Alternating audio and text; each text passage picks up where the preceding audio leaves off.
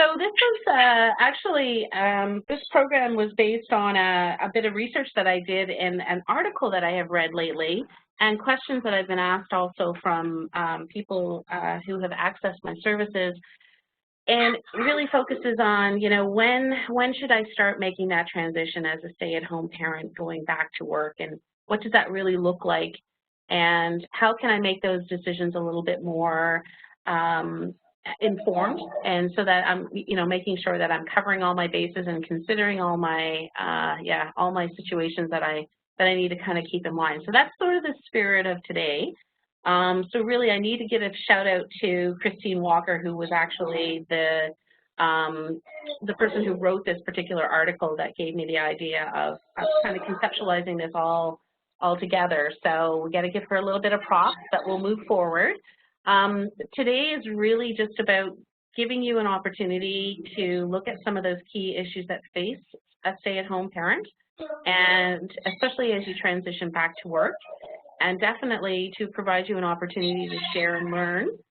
And more importantly, if you are trying to decide whether or not you want to go back to work, there's help that you can access through the MFRC and our Employment Assistance Program. So I'll show you how to get connected with that as we move forward. So I'm just going to start with a little bit of an introduction, Stephanie. So I'm the Employment and Education Services Coordinator at the MFRC, the Halifax Region MFRC, and I've been there for about 17 years now, and have worked with hundreds of military spouses who have been stay-at-home parents who have transitioned back to the workforce, some that have moved from postings and some that have changed careers, a whole gamut, actually, of different types of scenarios. So that's basically who I am. I've been haunting those halls for a long time.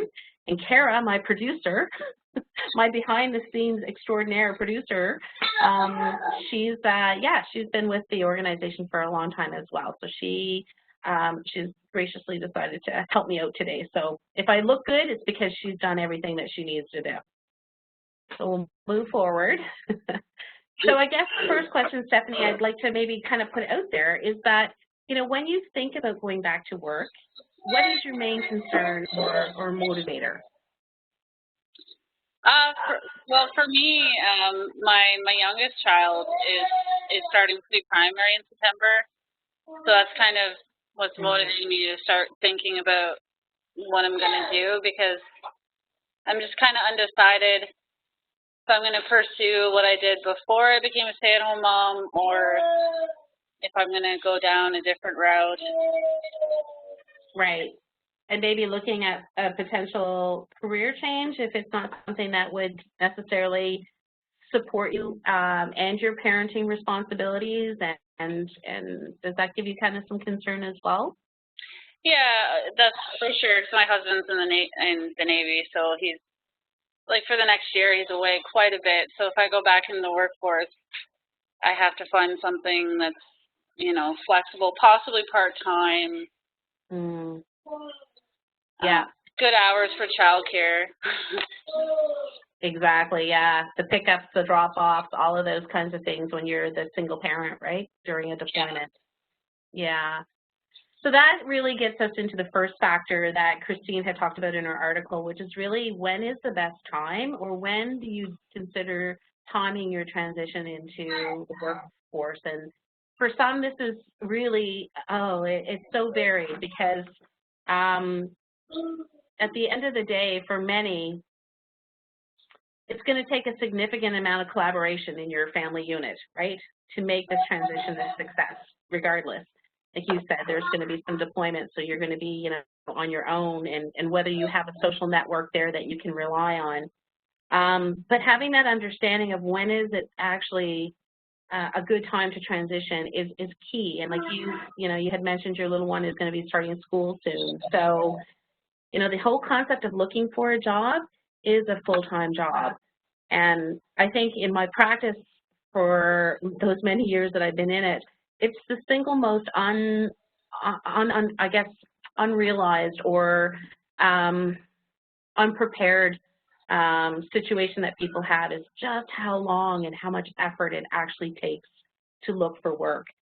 And, you know, for some parents who have financial pressures, they're going to have different priorities than others that are just going to be wanting to explore what their options are with no urgency, right? So keeping all of those things in mind too, the moment that you go out to work and you're having to pay for childcare, then there's an additional financial situation there that perhaps is not, you know, doesn't exist right now. So that's an issue that you really have to, you know, kind of look at and kind of come to terms with. But some of the personal circumstances, regardless of what they are, do lead into those discussions about when is the right time for you to go back. And you might want to ask yourself things like, what's appealing to you right now about going back to work? Is it a financial situation, which for most Canadians it is? Or is it more of a personal situation, a professional situation, or is it a combination of both? And I don't know how you know, sort of rate it amongst all those questions, but those are pretty key. You know, what is it that's actually motivating me to go back to work? Yeah, for me, it's definitely a bit of both. The financial thing is not quite as pressing right now, but I know it will be in the future. Right. Yeah. Once we have to decide to buy a new car and that kind of thing. Yeah, it's pretty rare now that Canadians don't need a second income. It's pretty rare to see that there's only one income earner. And it'll be interesting to see that even more so after, you know, the economy does start kind of regenerating again. So yeah, it's pretty, you know, it's pretty common that you do need both people working to, even just to be able to give your children, you know, things that you want to have them participate in is, you know, is a good factor or good reason to want to go back to work. The other thing that you need to kind of think about too is, you know, what's your current lifestyle and your routine, and how's that going to change when you go back to work? So things like, are you going to need a second car, like you said, you know, or a new car? And considering childcare and before and after school, and what drop-off and pickup going to look like. And, you know, for a lot of military spouses, choosing to go back part-time is one of those situations that does give them a little bit of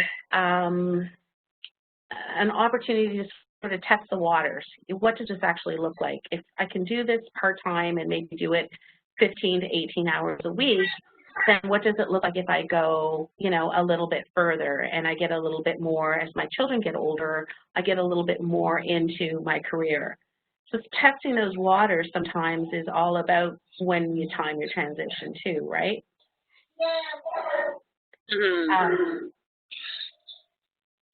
So the other thing you want to maybe look at too in terms of timing your transition is what, or if any, is there skills that you're going to have to relearn or brush up on or become current with that will help your transition back into the work world? So if you don't mind, Stephanie, can I ask you what you used to do before you decided to be a stay-at-home parent? Sure. I was working at BlackBerry in Bedford, and I was actually laid off when I was pregnant with my second when they closed the building down. So I was like a technical support supervisor. Okay. So that kind of made that decision for me to stay at home at the time a little easier. Yeah. And so will you require, if you stay within that sort of occupation or profession, are you going to have to undertake a bit of retraining from when you left it? Is that something that has to be considered for you? It depends. It probably would be the case if I decide to go into technical support again instead of management, then I would likely have to improve my skills. So I'm kind of undecided if I'm going to go that route. Yeah. Yeah, you'll enjoy next week's session actually because it's all on transferable skills and the power that transferable skills have to really help you transition into something completely different. And yeah, you know, how do you take that wheelhouse that you already have and use it, you know, to your advantage and just completely change the course of your career into something that might be more aligned with, you know, your lifestyle and your work-life balance and so forth. And that's actually in a couple of screens as we go through the presentation. So we'll spend some time on that as well. So I'm just going to move us along here. So speaking of skills and transferable skills, if you had to identify what your biggest strength was as a stay-at-home parent that you've developed, what would you suggest it was? So you've been home for how long? It's been almost 7 years. Okay. So through it all, if you had to really identify what that strength was that you have that you hadn't had before or had an opportunity to really develop, what would you say it was?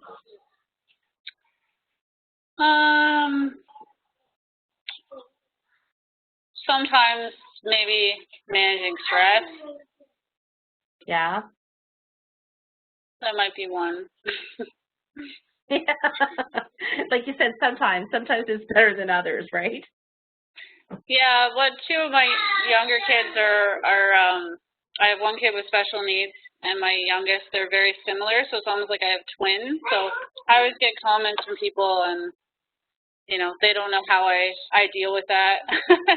Or I manage 3 kids at the same time, and it's just my normal. Yeah.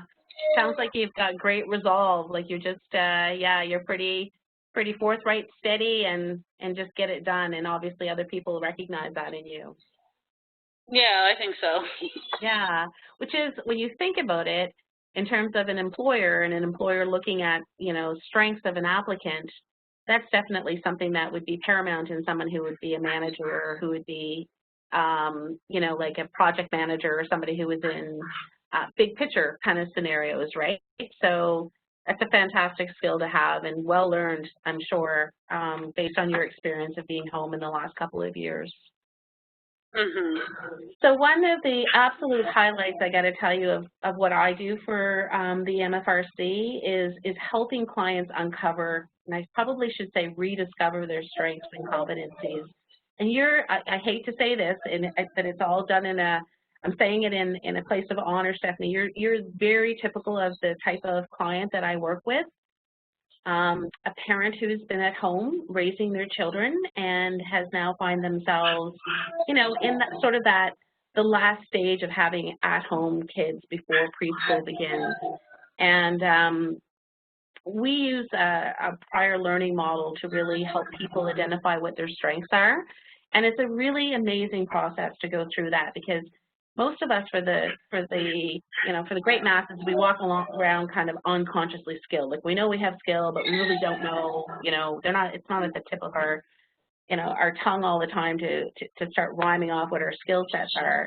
So going through a process of looking at and recognizing what your prior learning is, for me, one of the most amazing situations that I have with clients. And it's just, it's so validating to see people really understand, even though they've been home for the last 7 years, the learning hasn't stopped, right? You've still been able to develop skill and learn skill. And the key is how do you take that amazing learning experience and translate it into something that an employer could use and that you could use to position yourself in a whole different, you know, stream of employment that would give you perhaps a better opportunity to align what it is that you're working with and how you actually factor in the responsibilities that you have at home as well. So I can tell you this, I don't know a lot about what the economy is going to look like in the next couple of months. Nobody really does. All right. I don't have a crystal ball, but I can say this, we're a skill-based economy, right? So your skills matter. And in most cases, employers will always hire for your skill set rather than actually hire you for the past positions that you've held. So that's an interesting concept when you think about it, right? It's about, how do I actually identify what my skill set is so that it's marketable, so that I can use it to promote myself and align myself with the needs of employer. And if you can tick off all of those boxes, that's your return to work plan. That's how you go through the process. Yeah. So you've got a fantastic wealth of skill. It's just the hardest part is to really, peel back all of those layers and get into, okay, so what are those skills? How do I categorize them?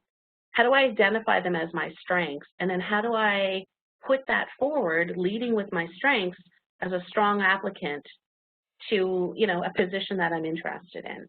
And that's really where I come in, and I kind of coach people through that whole process. That, at the end of the day, you're bringing that to the table. That's your currency. So, owning those skills and those strengths is key. It's so paramount to the whole ability for you to turn that around into something that could actually pay you money, right? And that you could be employed by doing those skills. The idea, too, as a candidate, your job is really to make sure that it's easily identified, your strengths. So we get into a whole situation where we're talking about resumes and the type of resumes that you use, and knowing that resumes are no longer just generic. They have to be really specific to the job that you're applying for.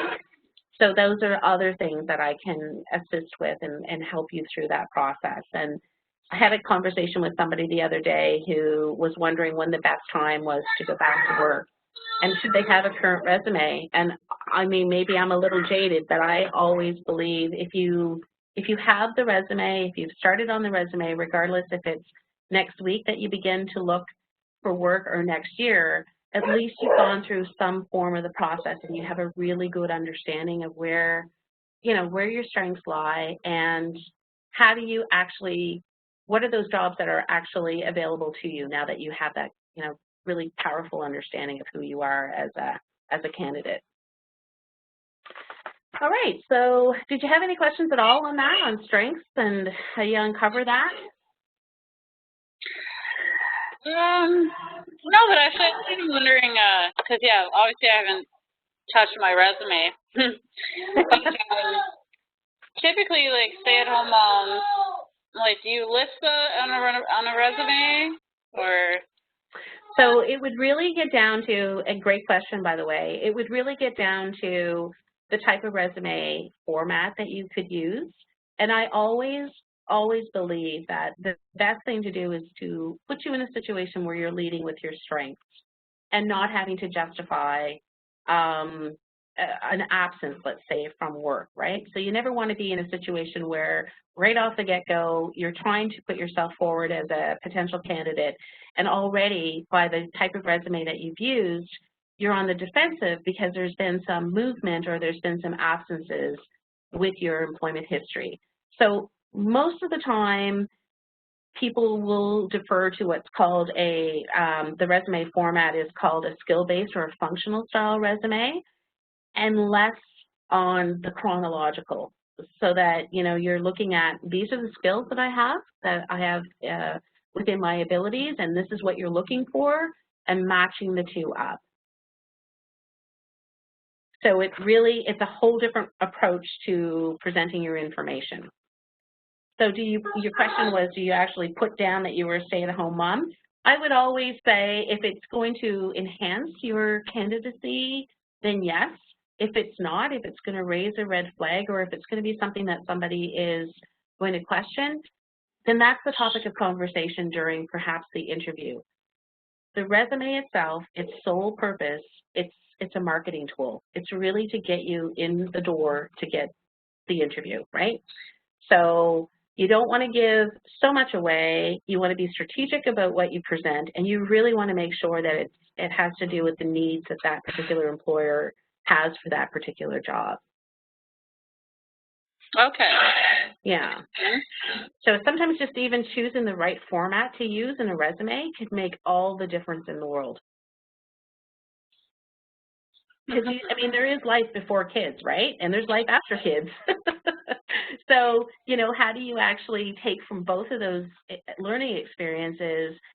If you've got some significant abilities and skills that employer is looking for, and it might have been a couple of years back that you've actually used it in a professional setting, that doesn't mean you still don't own that ability or that competency. It just means that, you're not necessarily going to want to lead into that conversation with, well, I've got it, but I haven't used it for 6 years. What you want to be able to do is to say, here's the particular skill set that you're looking for, and I'm going to demonstrate to you how I still have that ability. Okay. Yeah, like leading in with those strengths, right? I think we have another participant who joined us. Kara, do we? Welcome, Mindy. You were able to get in? I see you there. Yes, you can hear now. Excellent. Okay, Holly will continue. Thanks, Holly. Great. Welcome, Mindy. Thanks for joining us. Okay, so this is interesting, this whole healthy work-life balance. So here's a question for you that I'd like you to, here's an exercise actually that I'd like you to kind of participate in. So please complete the following statement. Healthy work-life balance for me means what? I'll give you a couple of minutes to think about it. I'm actually going to forward the screen, and Kara, would it be possible to just walk through the tools required to be able to have Mindy and Stephanie use the text toggle and have them? Absolutely. So there's two ways that you can give us your information. So I think you're both on computers or laptops, and so if so, you can find the text tool in the left-hand corner of the screen, and there is a T just above kind of the whiteboard. And if you grab that T and you can move it right into the board, then you can start writing. So Holly's asked, healthy work-life balance for me means, and so you can write your response there and you click away when you're done. Or if you prefer, you can also put it in the chat and we can put that on the board for you. So healthy work-life balance for me means, you can use the text tool found in the left top corner there, or use the chat and we can put it there. If you had the opportunity to cultivate or carve out what healthy work-life balance would look like if you return to work and still try to balance that with your parental responsibilities, what would that actually look like? What does it mean?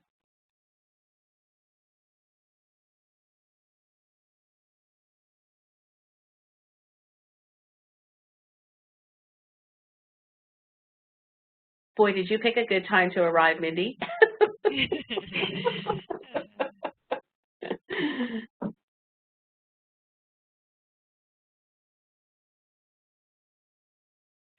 Okay, and in the chat, Mindy, I'll get you to just select, and I forgot to tell you this, so that's my bad. You can check all participants, so you have the choice to who you send it to. So you did send it to me, so I will share. Not bring work home and not bringing home to work. Yes. Oh, yeah. Sign me up. Oops. Kara, did you want to put that on the board for her? Yes. Drive it on there? Now, yep. Thank you. And maybe Stephanie, if you want to unmute your mic, if you find that easier to do it that way. But if you had any thoughts on healthy work-life balance and what it meant to you, love to hear what you have to share.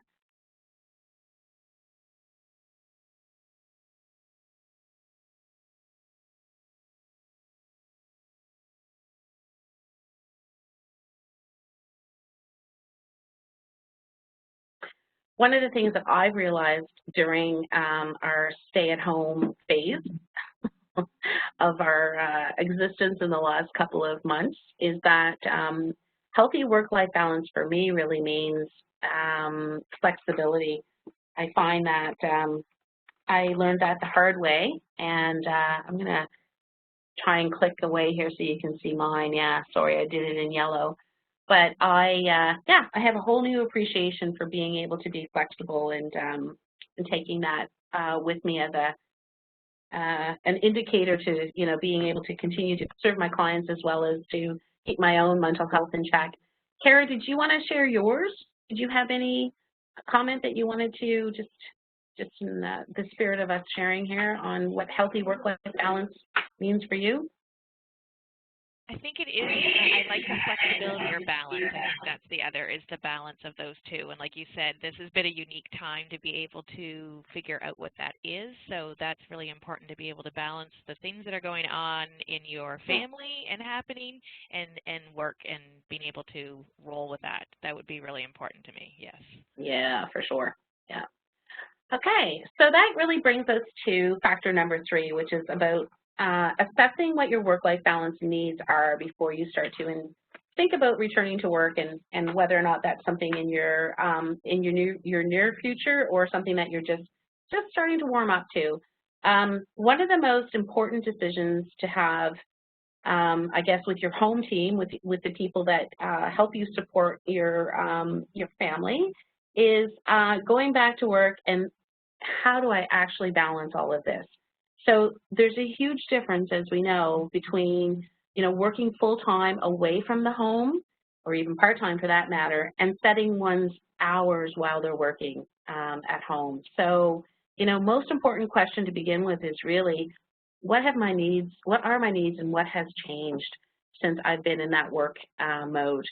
And, are there particular hours now of the day that you would prefer to work, or that you would need to work, because now you're having to also be able to pick your children up from before and after school, or take them to extracurricular activities.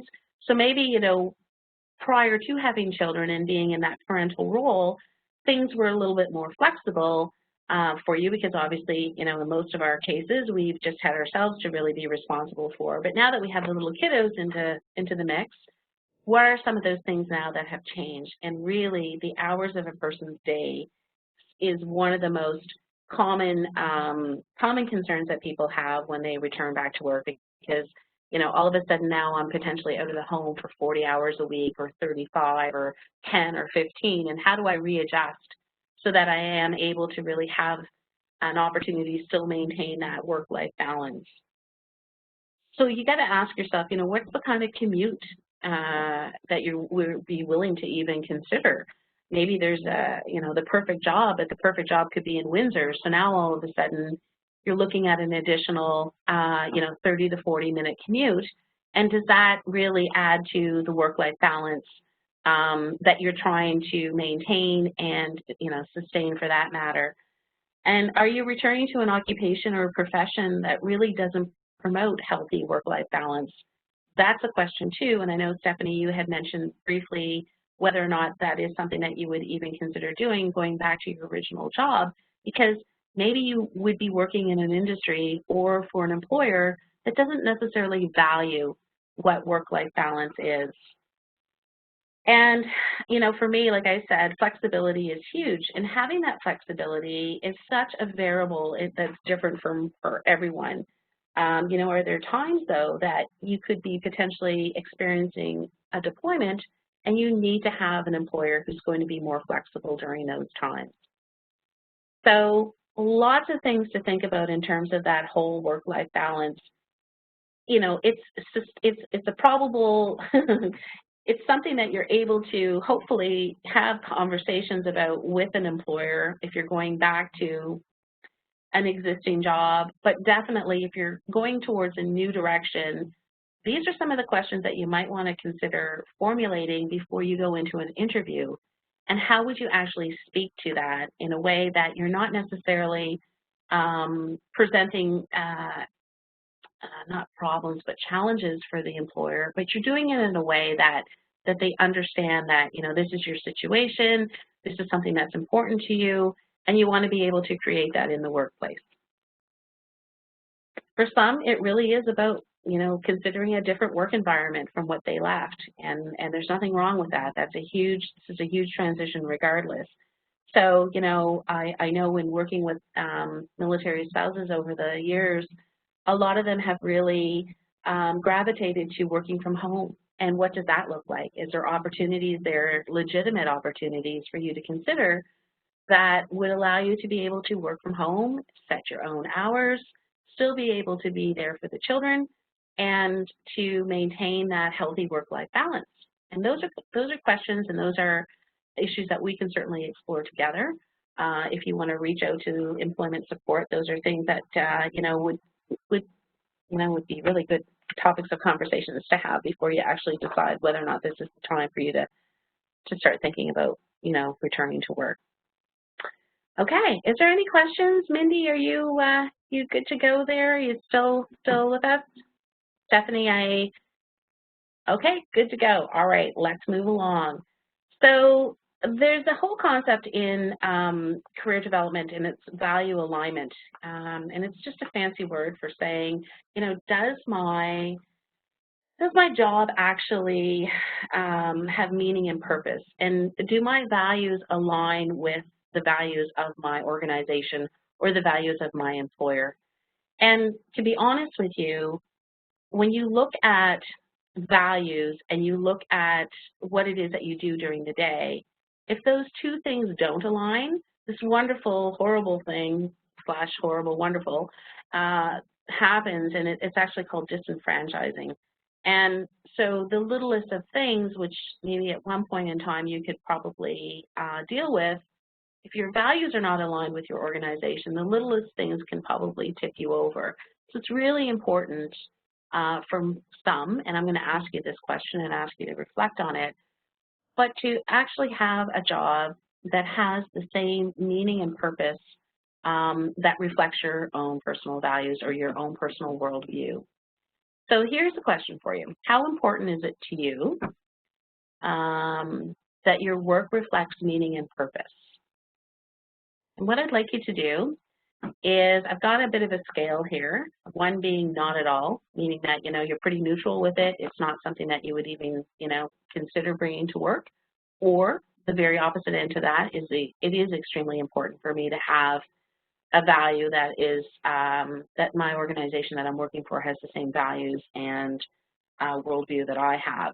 So just take a second and think about that, and you can capture that in the chat if you'd rather, and we can indicate it there on the scale. But is it important for you to have work that reflects meaning and purpose? Does that make going to work better for you, easier for you? Is it a paramount thing that you have to have, or is it something that you're just like, well, you know what, it's important, but it's not really, that important? So we've got important for number 3, good midway kind of middle value one, that's awesome, and very important, excellent. Okay, so here's the thing with value alignment and finding meaning and purpose in work. It's huge. It's huge because what happens is there's a developmental shift that occurs when parents are home with their children. And they develop this ability to place work and purpose into perspective, because you're no longer just operating with the intentions of serving your own purpose, right? You now have to consider your children, or you have to consider your family and what that looks like. So that's a huge developmental shift. And it's not uncommon for many people to actually make big career changes prior to re-entering or going back to work because of this new reality that they have.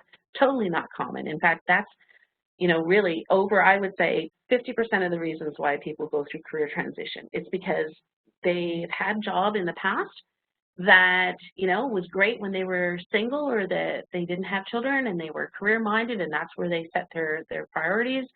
But now things have changed, and that career no longer, fits or no longer has meaning and purpose for them. So it is a really fundamental shift that happens, and very common for people to go through an incredible amount of career change when they return back to work.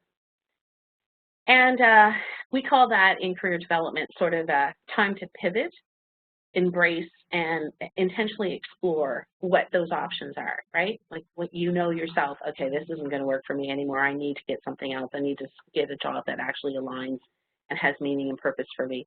So that whole process is really about changing a little bit of a direction, embracing the fact that you're going to, have some change, and then exploring intentionally what's those directions that you could possibly take.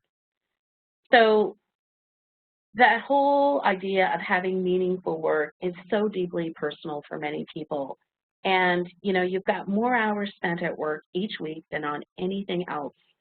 And, you know, the returns that you have, basically, it's a monthly or a biweekly paycheck and benefits, but do they really outweigh the amount of time that you've spent in energy and passion that you've had to use to be there and to be part of that work environment? Meaningful work, on the other hand, enriches a person's life, right? And it is really about absorbing the fact that it does it does have another opportunity for you to have fulfillment and joy and passion. It doesn't conflict with your other responsibilities at home. So when you have those jobs that align, you've got your passion, your meaning, and your purpose, and then you have a job that really explores those things and allows you to fully enjoy those factors. That's like the sweet spot. Like that's passion. That's vocation, as we call it in my industry. It's like it's actually done from the heart, right? That's at a whole other level. And why can't you have that? You know, why can't you decide through some career exploration, if you don't have it currently, why can't you have a job that's like that? There's always a possibility that you know, I always believe in that, aligning those things and the power that that would have in making a person happy. So we can thank our millennial colleagues actually for championing this whole concept of meaningful work in a massive scale. And, you know, we tend to look at millennials as a population in our society that, you know, doesn't have any loyalty or has problems with committing to work. But really for them, it's very simple. They will not engage in work that's not meaningful. And it's really because they've been informed by their parents' situation. I mean, they have bear witness to, you know, their parents being laid off in some cases, going through corporate downsizing. They've seen their parents being burnt out because, you know, their companies are expecting or their jobs are expecting so much of them. So really the millennials, I think in this case, they've really got it going on. They really understand the whole concept of meaning and purpose at work. And if it ain't meaningful and purposeful for them, they move on. And that's why there's so much career change in that population. So increasingly, employees are really choosing companies that offer them meaningful work. And that can certainly be part of your job search strategy. And when you work with a career practitioner like myself, we go through this whole career sketch. And part of the career sketch is really looking at what are your desires? What are those things that are the must-haves that you have to have in a job? What are those, you know, job satisfaction indicators that would be, you know, would take you from being meagerly kind of, I got to do this job to, wow, I love this job. It's so in sync with my values and my beliefs, and it allows me to have my home time, and, you know, all of those things can be yours. You just need to figure out how to excavate them and bring them to the surface.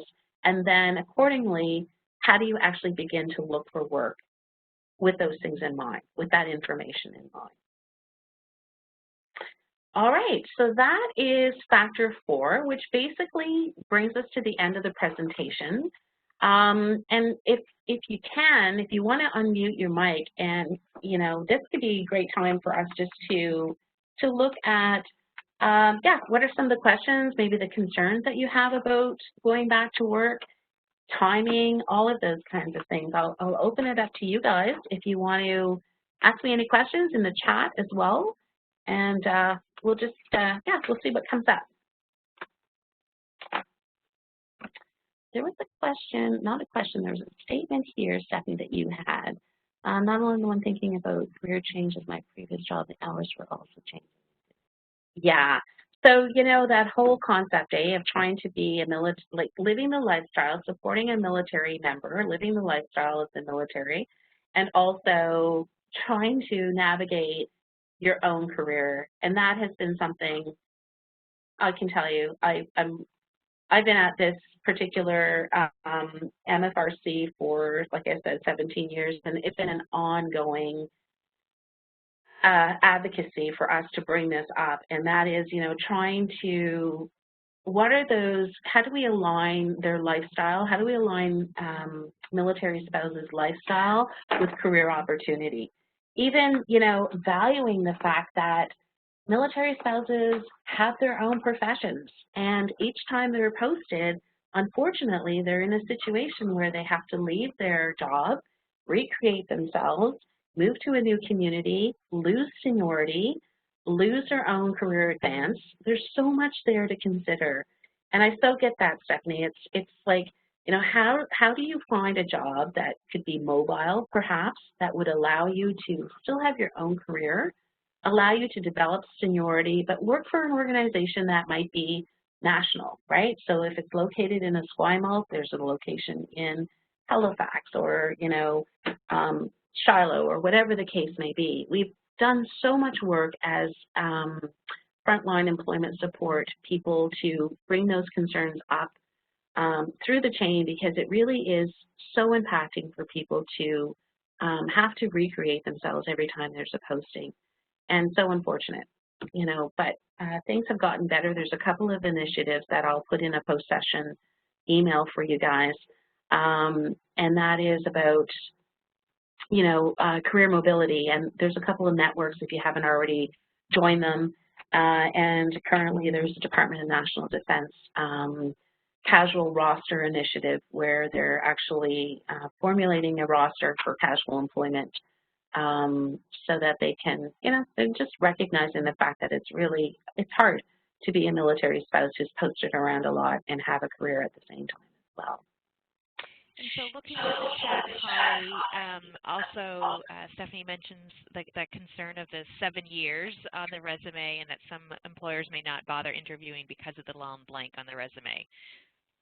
Yeah, excellent question, Stephanie. So what I would suggest to you with that particular concern is that we wouldn't use a chronological style resume in your case. We would use a functional style resume where the emphasis is actually taken off the date. So that, again, you're not finding yourself right from the get-go defending what your personal situation is because you've had an absence for 7 years, but rather you're putting yourself on the same level as an applicant who, you know, who has that same kind of skill set that you have. So it's really about concentrating on the skill in that case and the format style of the resume and not using a resume style that is a deficit rather than a positive, right? I can show you how that would work on a one-to-one. It would definitely be using the right style, the right format of a resume.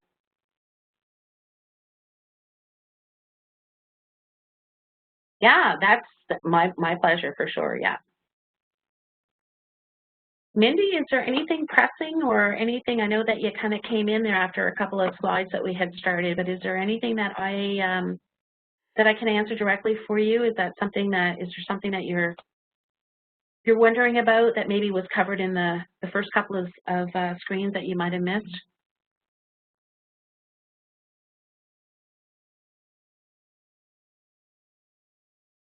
Ah, okay. So you already work from home, but you have the opportunity to work outside of the home. So this is something that you're considering?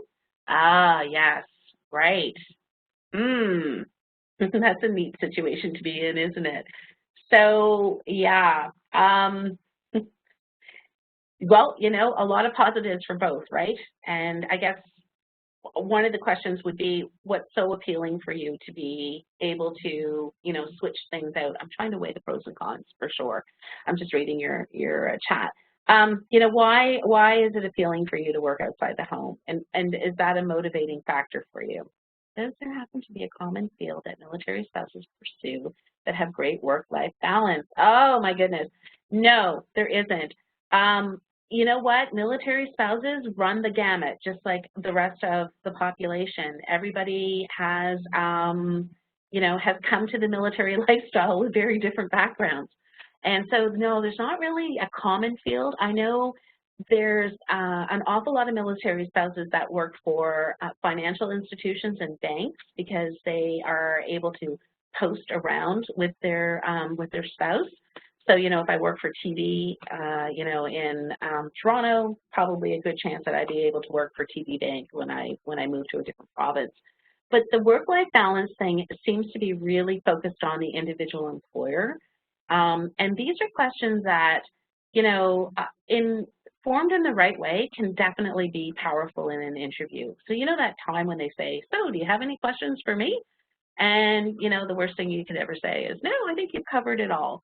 Have a couple of really good questions that you're able to sort of pull out some of those particular things that you're trying to, you know, excavate, that you're trying to really get a good understanding of from the employer. Because really the interview is as much about you interviewing them as it is about them interviewing you. You want to make sure that they're aligning. There's that value alignment for you, right?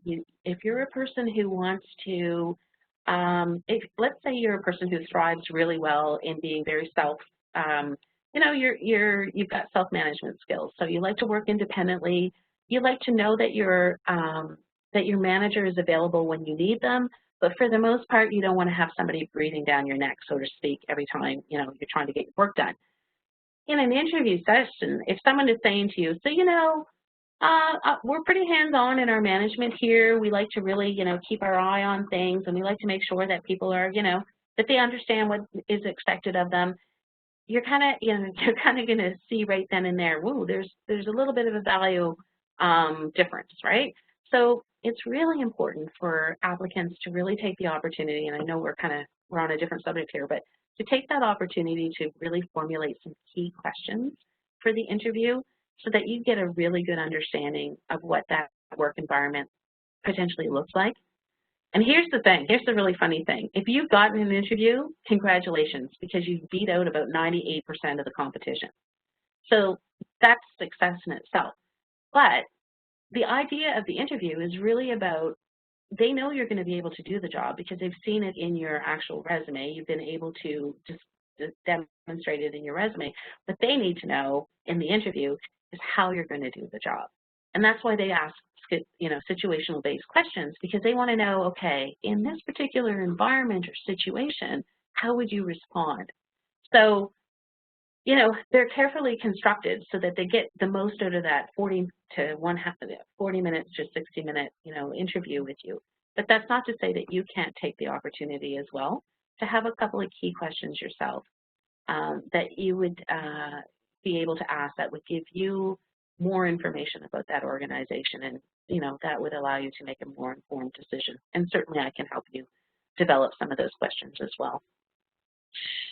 A great question, Holly, is does the MFRC have bursaries or financial assistance for spouses returning to school by any chance? Great question, Stephanie. Yes, there's a couple of things that is available. The Support Our Troops has a bursary. Actually, we have a pre-recorded session that was done on bursaries, tapping into the hidden dollars, that I can send in the post-session notes as well. Scholarships Canada, I believe, is who they go through, and you basically build a profile, and they will find you the types of different bursaries and scholarships that you would be available to apply to. So there's more than just military ones. There's certainly military ones that are there, but there's a whole host of different ones. And it matches you, right? So you build the profile, and it matches you up with bursaries that you're able to apply for. And there's usually, for an entrance competition, there's usually a narrative that they ask you to write. And so that's available to you. And CISIP actually has a, they call it an Education Assistance Program, an EAP. And you can find that actually on CISIP's website. Again, if you'd like, I can put those in the post notes. And that's a loan. It's the interest-reduced loan as well, and it's available for dependents as well as spouses. And that is something that you can certainly take advantage of as well. But the MFRC ourselves do not have bursaries or scholarships. Those are administered through Support Our Troops and CISIP. But there's hundreds of thousands of dollars that go untapped and unused. So, you know, it's certainly worth your, another one of our colleagues, Margaret, she's actually done a whole series on them. There's two I think, Karen? There's part 1 and part 2 that she's done on scholarships. Yes, so we'll send those in after session, and so you'll be able to listen and see what resources are available to you. Yeah. Great. Okay, any other questions before we go on? All right. So the best thing you can do to get started is to get connected. So even during these different times, we're still available here for you. There's two ways actually that you can connect with us, because the Halifax MFRC is more than just employment support. There's a whole host of supports that are available to you as well. I know that Stephanie, you had said deployment is something that's going to be in your cards in the next little while. So we have a fantastic deployment team, as well as it's not just they look at helping children through deployment as well, post and pre-sessions. And so getting connected just in general will give you a whole host of different supports and resources that you would find helpful in terms of getting yeah, I see you said that, yeah. So you were on a children's workshop the other day, for sure. So the website itself is theirs. It's available. And for me personally, the best way to get a hold of me in this last couple of months has been through email. I do check my voicemail occasionally, I have to admit. I don't check it as probably much as I should, but definitely email. I'm usually back to people within a couple of hours. So it's holly.rye@hrmfrc.onmicrosoft.com, and I would be, I'd be so happy to get connected with you and to help you sort out some of these things on a one-on-one session as well. Just to let you know, what's next for us is that next week, June the 16th, on Wednesday, we're going to do a topic on transferable skills, and this is really I'll tell you, when it comes to being able to pivot, embrace, and intentionally explore different options in career choice, transferable skills are that's your potential. That's where all kinds of hidden gems are, and all kinds of opportunity for you to explore different types of work that align with the skill sets that you have. So that one's going to be an evening one, actually, from 7 to 8:30, and I will, in the session notes, I will put the link for that one as well if you're interested in signing up for that. All right, I think that's it. Well, I hope you've enjoyed today's session. Yes, thank you both, Mindy and Stephanie. It was a pleasure to have you along with us. And I'll send you both the post-session